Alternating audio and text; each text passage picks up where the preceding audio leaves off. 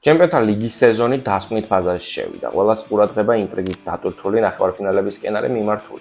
ორი საუკეთესო დაცვითი და ორი საუკეთესო შემტევი გუნდი ერთმანეთის წინააღმდეგ. კვარას PSG ლონდონის Arsenal-ს, ხოლო ფლიკის Barça პრაგმატულ მილანის Inter's გაიჯიბება.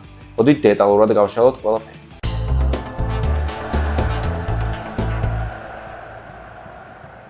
კლასიკური რანდევუ მილანის Inter'i Barcelona-ს წინააღმდეგ. გუნდების დაპირისპირებების ისტორია 12 შეხვედრას ითვლის. საიდანაც Barça-მ 6 წაიღო, 3 ფრედ მორჩა და 3 Inter'i სასარგებლოდ დასრულდა. ფიქრობ, ყველაზე თანაბარი დუელი გველის. ფლიკის Barcelona უმნიშვნელოვანესი გამოცდების ჩაბარებას წარმატებით ახდენს თავისი შემტევი ფეხბურთით, აგრესიული პრესინგითა და მაღლა აწეული დაცვის ხაზით. კატალონიელებს უყვართ ბურთის მეტოქის ნახევარზე კონტროლი, სწორედ ასეთი გუნდების ანტიპოდია მილანის Inter'i. ინზაგის გუნდი შესანიშნავად თამაშობს დაცვაში და ელვისებურ კონტრშეტევებზე აკეთებს აქცენტს. თავარ კოზირს კარგი შეთამაშება და მოედანზე სწრაფი გადაადგილება წარმოადგენს. მაღალი პრესინგით მათი მოგდვა ურთულესი მისია. იმდენად ტექნიკური და კარგი პასის მქონე ნახევარდაცვის ხაზით.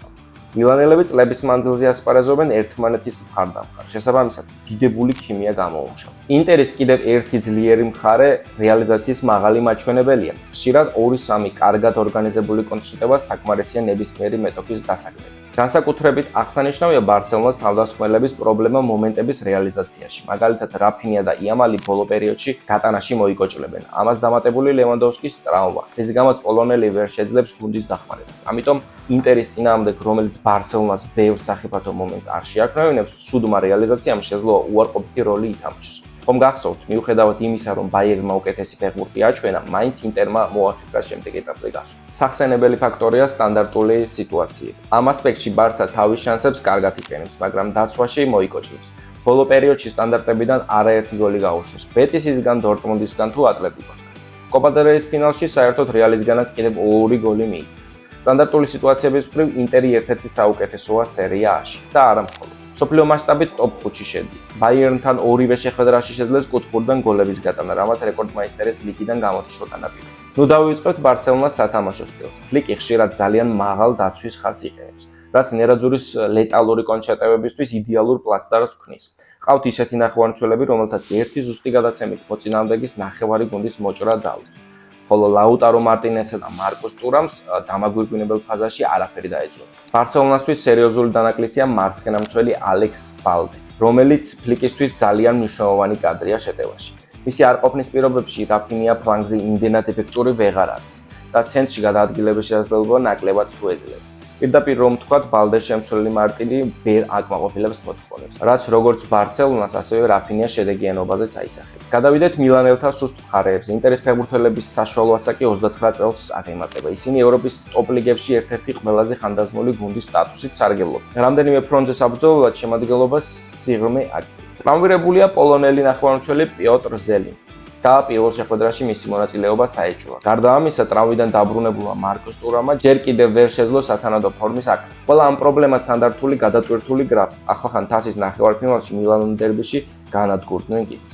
ხოლო სერიაში შექმნილი მცირედი უპირატესობა გაანიავეს და ახლა პირველ პოზიციას ნაპოლისთან იყო. ვერც Barça დაიკვირნის მარტივი კალენდარი. დაპირისპირებამდე თასის ფინალი ტრიუმფალურად დაასრულეს. თუმცა Madrid-ის Real-თან 100 წუთიანი შეხვა გამოიარეს. მაჩის ბედი დამატებით დროში ჟულ კონტეს გოლდმა გადაწყვიტა. Barcelona-ს ახალგაზრდულ და ენერგიულ შემადგენლობას ინტენსიური სათამაშო სტილის ხარჯზე დიდი უპირატესობის შექმნა შეუძლია, რასაც ფლიკის გუნდი ყოველ შეხვედრაში ადასტურებს. ხოლო Inter's 90 წუთის ერთდონეზე ჩატარება რამდენად ძალუს, ეს არ არის. თუმცა Parma-სთან, Bologna-სთან, Milan-თან ჩატარებული შეხვედრები ოპტიმიზმის საფუძველს არ იძლევა. კიდევ ერთი ასპექტი, ნერაძურის ფლანგი. Bayern-თან შეხვედრა მაჩვენა, რომ შეთამაშებულ ლატერალურ შემტევებს რეგულარულად შეუძლიათ Inter's დაცვისთვის პრობლემების შექმნა.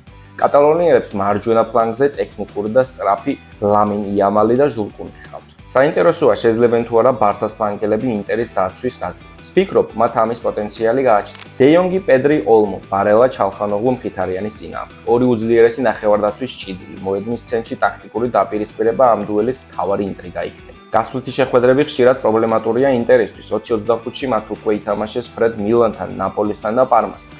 ასევე დამარცხდნენ Bologna-სთან, Juventus-თან და Fiorentina-სთან. გასვლაზე გამარჯვების მიღწევა კი მხოლოდ Bayern-თან და Atalanta-სთან შეძლეს. რაც შეეხება ამ გუნდებს, მათ ერთი მექანიზმი აერთიანებთ: პერსონალური პრესინგი, რომელსაც მთელი მატჩის განმავლობაში იყენებენ. იმედია ფლიკი ამას გაითვალისწინებს და სწორ ტაქტიკას დაუპირისპირებს. მოკლედ, რომ თქვათ, ორივე გუნდს აქვს როგორც ძლიერი, ასევე სუსტი მხარეები. პირველ შეხვედრაში ბარსელონას საშინაო უპირატესობა იქ. მაგრამ მაინც, რას ფიქრობთ, რომელი გუნდია ფავორიტი ამ წყვილში? გუნდები, რომელთაც ლიგის ეგიდით ტრიუმფისთვის არასდროს მიუღწევიათ, აქამდე თითო-თითოჯერ შეძლეს ფინალში ასპარეზობა და მთავარი მისია ამ უსიამოვნო ტრადიციის დარღვევა. ბევრად უფრო არაპროგნოზირებადი დაპირისპირება ვიდრე ინტერი და ბარსელონა. ერთხარეს მძლავრი და შემტევი PSG, რომელსაც უყვარს ბურთისფლობა, პრესინგით მეტოქის მოგუდვა და ბევრი საგოლე მომენტის შექმნა, საჭიროების შემთხვევაში კი შეუძლია ბურთისფლობით თამაშის ტემპის დაგდება. მეორე მხარეს ადაპტირებადი და პრაგმატული ლონდონელები, რომელთაც ყველაფერი შეუძლია. პოზიციური შეტევა, საშუალო ბლოკით თამაში, მეტოქის შეტევების ჩახშობა, ღრმა დაცვაში ჩადგომა, კონტრშეტევა, სტანდარტული მდგომარეობის გამოყენება. ისტორიას თუ გადავხედავთ, PSG და Arsenal უკვე რამდენჯერმე შეხვედრილან ერთმანეთს და პარიზელებს ლონდონელებთან უარყოფითი ბალანსი აქვთ. 2 ფრე და 2 მარცხი. წლევანდელი სეზონის ლიგის ფაზის ეტაპზე შეხვდნენ გუნდები ერთმანეთს. მაშინ ჯერ კიდევ კვარას გარეშე მოთამაშე PSG სუსტად გამოიყურებოდა და 2-0 დარტყმა შეხვდა. რაც შეეხება გრაფიკს, ორივე გუნდს მარტივი კალენდარი აქვს დარჩენილი. პარიზელებმა უკვე გაინარდეს საფრანგეთის ჩემპიონობა და ერთადერთი мотиваცია სეზონის წაუგებლად დასრულება იყო, მაგრამ ვერ გამოუვიდათ მონპელიესთან შეხვედრა 3-1 დარტყმის. Arsenalმა კი პრემიერ ლიგაში მეორე პოზიცია პრაქტიკულად გაინარდა.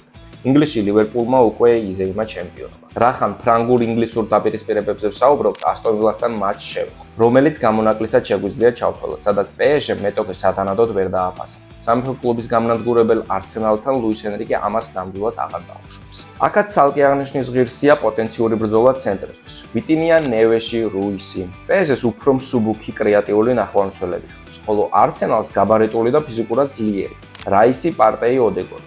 ლონდონელები დაახლოებით ისე ითამაშებენ, როგორც რეალის წინააღმდეგ, რადგან მოცემული ტაქტიკა მეტად დაბალანსებულია ნებისმიერი ტიპის მეტოქეს იდეალურად მოერგება. თავის დაზღვევის მიზნით უფრო ნაკლები პრესინგი, რათა პარიზელთა თამაშის ტემპს არ აყენებს. PSG თუ ძალიან გაიხსნება, არტეტა კონტრშეტევებით უპასუხებს და თამაშის ტემპს თუ დააგდებს, მაშინ რაისა და მერინოს შეტევაში უნდა ველოდოთ. PSG-ისთვის არაკომფორტული იქნება, რადგან Arsenal შეუძლია ისეთი სათამაშო მოცემულობა შექმნა, სადაც პარიზელ ნახევარმცველებს ორმაგი სამუშაო შესრულება მოუწევს, როგორც დაცვით, ასევე შეტევით ასპექტში. ფიქრობ, ამ წყვილში Arsenal-ის ოდნავი ფავორიტობა ლონდონელების მიერ სტანდარტული სიტუაციის რეალიზებითაც არის განპირობებული. შეგახსენებთ, რეალი 2 საჯარიმო დარტყმით დასაჯეს, ხოლო PSG-მ Aston Villa-სგან მეორე ტაიმში გოლი სტანდარტიდან გაუშვა. კვარას გუნდს პირველ მატჩში ფრთხილად თამაში მართავს. ფიქრობ, მომენტების უმეტეს ნაწილს ინდივიდუალური ოსტატობის ხარჯზე შექმნა. ამიტომ გუნდურ ქიმიას მეტი ფასი ექნება და იმედი ვიქონიოთ დემბელე თავის ეგოს ახლა მაინც გადადებს გვერდს. ბოლოსკენაც გავედით. წარმატებები უსურვოთ კვარას ჩემპიონთა ლიგურ კარიერაში ერთ-ერთი მნიშვნელოვანი შეხვედრის წინ. ველოდებით სანახაობრივ და ემოციურ დაპირისპირებებს. შეაფასეთ გუნდების შანსები კომენტარებში, პარალელურად ვიდეოს დალაიქება და არხის გამოწერა არ დაიზარდოთ. ახლა კი შემდეგ ვიდეომდე დაგემშვიდობებით. დროებით.